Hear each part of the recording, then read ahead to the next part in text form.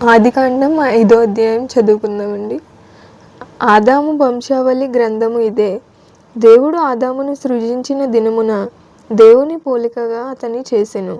మగవాని గాను ఆడుదాని గాను వారిని సృజించి, వారు సృజించబడిన దినమున వారిని ఆశీర్వదించి వారికి నరులని పేరు పెట్టెను. ఆదాము 130 ఏండ్లు బ్రతికి తన పోలికగా తన స్వరూపమున కుమారుని కని అతనికి షేతు అని పేరు పెట్టెను. షేతును కనిన తరువాత ఆదాము బ్రతికిన దినములు 800 ఏండ్లు. అతడు కుమారులను కుమార్తెలను కనెను. ఆదాము బ్రతికిన దినములన్నీ 930 ఏండ్లు. అప్పుడతడు మృతి పొందెను. షేతు 105 ఏండ్లు బ్రతికి ఎనోషును కనెను. ఎనోషును కనిన తరువాత షేతు 807 ఏండ్లు బ్రతికి కుమారులను కుమార్తెలను కనెను. షేతు బ్రతికిన దినములన్నీ 912 ఏళ్ళు. అప్పుడతడు మృతి పొందెను. ఎనోషు 90 సంవత్సరములు బ్రతికి కేయినానును కనెను. కేయినానును కనిన తరువాత ఎనోషు 815 ఏండ్లు బ్రతికి కుమారులను కుమార్తెలను కనెను. ఎనోషు దినములన్నీ 905 ఏండ్లు. అప్పుడతడు మృతి పొందెను.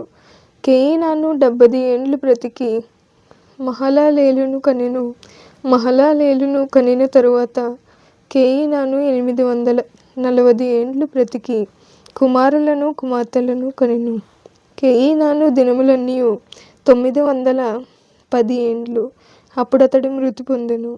మహలలేలు 65 ఏండ్లు బ్రతికి యెరెదును కనెను.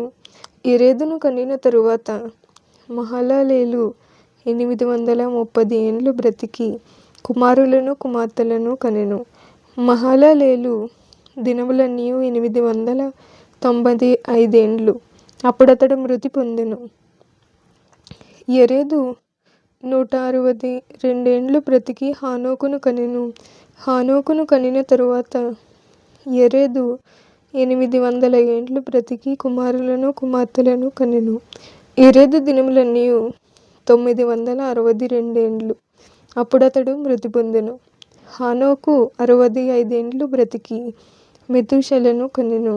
హనోకు మెతూషెలను కనిన తరువాత 300 ఏండ్లు దేవునితో నడుచుచు కుమారులను కుమార్తెలను కనెను. హానోకు దినములన్నీ 365 ఏండ్లు.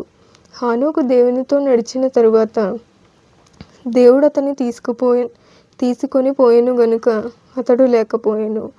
మెతూషెల 187 ఏండ్లు బ్రతికి లెమెకును కనెను. మెతూషెల లెమెకును కనిన తరువాత 782 ఏండ్లు బ్రతికి కుమారులను కుమార్తెలను కనెను. మెతూషెల దినములన్నీ 969 ఏండ్లు. అప్పుడతడు మృతి పొందెను. లెమెకు 182 ఏండ్లు బ్రతికి ఒక కుమారుని కని, భూమిని యెహోవా శపించినందువలన కలిగిన మన చేతుల కష్టము విషయంలోను మన పని విషయంలోను ఇతడు మనకు నెమ్మది కలుగజేయుననుకుని అతనికి నోవాహు అని పేరు పెట్టెను.